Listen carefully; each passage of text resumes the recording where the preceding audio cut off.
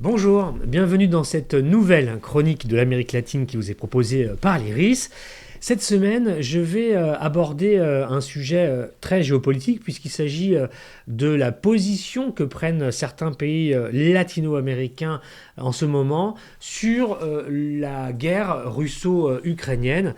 Et je vais aborder cette question-là et en particulier évoquer une initiative commune qui a été prise et relativement sous les radars des médias chez nous entre le Brésil et la Chine. C'était le 23 mai dernier 2024, en amont de la conférence de haut niveau sur la paix en Ukraine qui se tient les 15 et 16 juin en Suisse, dans la ville de Bergenstock, à l'issue du G7 qui va se tenir lui en Italie dans les Pouilles, dans une charmante ville qui s'appelle Borgo Egnazia et qui se trouve entre Bari et Brindisi, donc dans les Pouilles italiennes.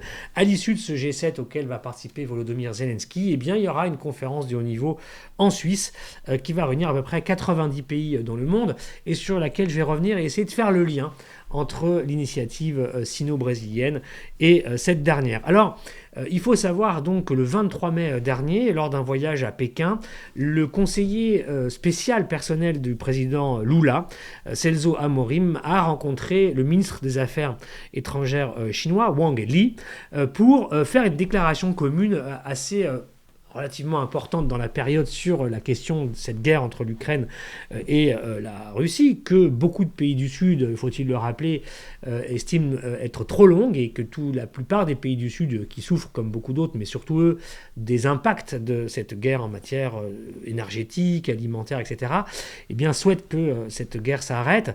Et donc le Brésil et la Chine ont présenté ce qu'on appelle une proposition conjointe pour des négociations de paix avec la participation de la Russie et de l'Ukraine. C'était le 23 mai à Pékin.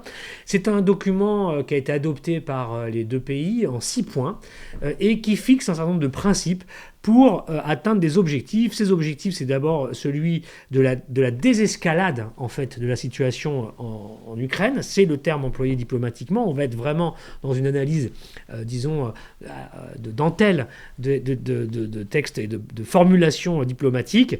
Ce texte pose 3 principes pour la désescalade du conflit entre la Russie et l'Ukraine. Pour qu'aussi il n'y ait pas d'extension militaire de cette guerre sur place. Donc ça veut dire qu'il n'y ait pas plus de fronts qui s'ouvrent qu'il y en a aujourd'hui sur le champ de bataille en Ukraine. C'est ce que souhaitent la Chine et le Brésil dans cette déclaration commune.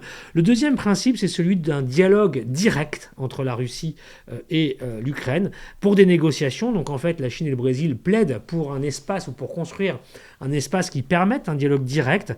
Et là aussi, les mots sont importants, pouvant déboucher sur, un cessez-le-feu significatif qui dure. Et donc les Chinois et les Brésiliens veulent proposer une conférence internationale qui, serait reconnue par la Russie et l'Ukraine eux-mêmes, avec une participation à niveau égal entre les parties dans cette conférence. Bien sûr, ici, il s'agit pour Pékin et Brasilia de s'exprimer indirectement sur la conférence de Bergenstock dont on va parler. Et bien sûr, il s'agit de donner une fin de non-recevoir en fait à cette dernière, puisque cette dernière a été organisée fortement suggéré par Volodymyr Zelensky à la Suisse, sur la base en fait des positions ukrainiennes, c'est-à-dire des 10 points du plan de paix que propose l'Ukraine, qui sont sur ces positions, et avec une conférence où n'a pas été invitée la Russie, et donc bien sûr la plupart des pays du Sud, pour beaucoup, sont circonspects sur cette configuration, pas que les pays du Sud d'ailleurs, sur les possibilités d'une réussite d'une conférence de paix à laquelle la Russie n'est pas invitée, sur laquelle il faut parler sur la base des exigences strictement ukrainiennes. D'ailleurs, petite incise, seule l'Inde va participer à cette conférence ensuite en Suisse, parmi les membres des BRICS+, donc c'est quand même un signal. La Chine a dit non. Le Brésil a fait savoir qu'il considérait que ce n'était pas approprié comme processus pour vraiment avoir la paix ou l'atteindre. Donc les Chinois et les Brésiliens ont fait ce document dont je vous parle aujourd'hui un peu en amont pour aussi donner une fin de non-recevoir à l'initiative de Berne. Donc, une conférence internationale aura-t-elle lieu? Il faudra le suivre. En tout cas, ils l'appellent de leur vœu sur une base d'une participation à même niveau entre la Russie et l'Ukraine.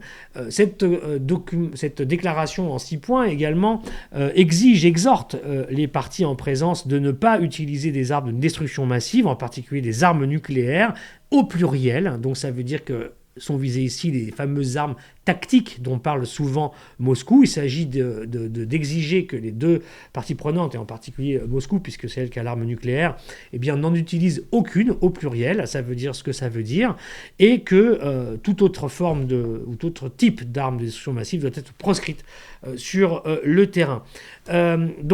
Également, il demande, le Brésil et la Russie, qu'aucune structure nucléaire, aucune centrale nucléaire soit touchée par des combats entre la Russie et l'Ukraine. Et bien sûr, c'est un message là aussi envoyé plus directement à la Russie. Donc, on voit que la position sino-brésilienne se précise. Depuis le début du conflit, ils exigent qu'il y ait un processus ou des processus qui permettent de mener une négociation politique pour aboutir à une paix, un cessez-le-feu dans l'intervalle et une paix ensuite. Plusieurs initiatives ont été prises qui ont été soit éconduites par les puissances occidentales, soit pas vraiment réalisables dans les conditions du conflit, qui s'est radicalisé, etc. Aujourd'hui, de nouveau, Brésiliens et Chinois, disent ce qu'ils ont à dire, c'est-à-dire ne pas participer à des processus qui sont trop directement liés à un soutien à l'Ukraine, mais ouvrir des espaces à côté pour négocier. On peut penser que les Russes sont informés de ces initiatives, que Chinois et Brésiliens pensent que c'est possible, en fait, d'ouvrir un tel espace. Et donc, cette initiative valait la peine d'être signalée dans le contexte de cette conférence de Burgenstock qui se tiendra donc les 15 et 16 juin. Donc, il y a un autre chemin qui continue d'être creusé donc, par les pays du Sud d'une manière un petit peu parallèle, malheureusement, et sans convergence, avec les initiatives prises soit par l'Ukraine ou les pays qui la soutiennent, en particulier au sein de l'Union européenne et les États-Unis. Alors, pour conclure, sur cette conférence en tant que telle des 15 et 16 juin à l'issue du G7 qui va se tenir en Italie, il faut savoir qu'il y aura quand même des pays latino-américains, de droite et de gauche d'ailleurs, puisqu'on sait que Javier Milei, le président argentin, sera sur place, ainsi que Daniel Noboa de l'Équateur. Donc là, il y a une logique, puisqu'on a des gouvernements de droite qui sont plutôt alignés sur Washington et l'atlantisme, et qui donc aujourd'hui confortent leur position pro-ukrainienne. D'ailleurs, M. Milei a annoncé que lui aussi voulait organiser en Argentine une conférence internationale de soutien à l'Ukraine, et aussi pour promouvoir ses intérêts en Amérique latine, où la plupart des pays restent néanmoins plutôt non alignés et favorables à une négociation politique dans ce conflit. Mais il y a des pays désormais qui soutiennent l'Ukraine. Je viens de parler de l'Argentine, de l'Équateur. Je pourrais ajouter le Guatemala ou le Pérou, qui est aussi assez favorable à M. Zelensky. Et puis sur place, il y aura aussi Gabriel Boric, qui lui fait partie de la gauche latino-américaine, mais qui est très critique à l'égard de Moscou, et qui va aller sur place, parce que M. Zelensky l'a invité. Toutefois, le Chili, à l'heure actuelle, n'apporte pas de soutien matériel direct à l'Ukraine dans sa guerre contre la Russie, mais en tout cas, M. Boric, à gauche, est celui qui aujourd'hui prend des positions les plus dures un petit peu contre la Russie. Et Gustavo Petro, le président colombien, a annoncé qu'il avait accepté aussi de participer à cette conférence dans le cadre d'une tournée qu'il va faire internationale pour promouvoir la paix dans le monde. Lui ne dissocie pas le règlement de la question ukrainienne de celle palestinienne. C'est son combat depuis maintenant très longtemps, avant même les attentats du 7 octobre, par ailleurs, pour la situation israélienne et à Gaza. En tout cas, M. Petro, lui, prône des processus de paix dans les deux conflits, et donc c'est ça qui va porter sa voix propre, pas pour soutenir M. Zelensky en Suisse, mais pour venir porter la voix de la Colombie sur son souhait d'avoir des processus processus qui permettent des négociations politiques. On peut penser là aussi que la présence de M. Petro sera peut-être aussi un point d'appui pour les Brésiliens et d'autres pour un petit peu savoir l'état des discussions et la position des uns et des autres à cette conférence de Bergenstock qui se fera sans Joe Biden. C'est Kamala Harris qui sera là pour les États-Unis, mais il y aura M. Emmanuel Macron et M. Olaf Scholz pour l'Allemagne, parmi les 90 chefs d'État qui ont accepté de venir, où M. Zelensky va évidemment vouloir montrer un peu le nombre de divisions, si je puis dire, de pays qui soutiennent son plan de paix à lui, donc sans le négocier avec la Russie. En tout cas, on verra les résultats de cette conférence un peu plus tard et le rôle qu'ils joueront dans le suivi les pays latino-américains qui, comme donc c'est cela que je voulais montrer aujourd'hui, sont plutôt pour en majorité une négociation politique, mais quand même certains pays aujourd'hui marquent un soutien plus clair à M. Zelensky dans ce conflit. On suivra donc tout ça dans une prochaine chronique. Au revoir.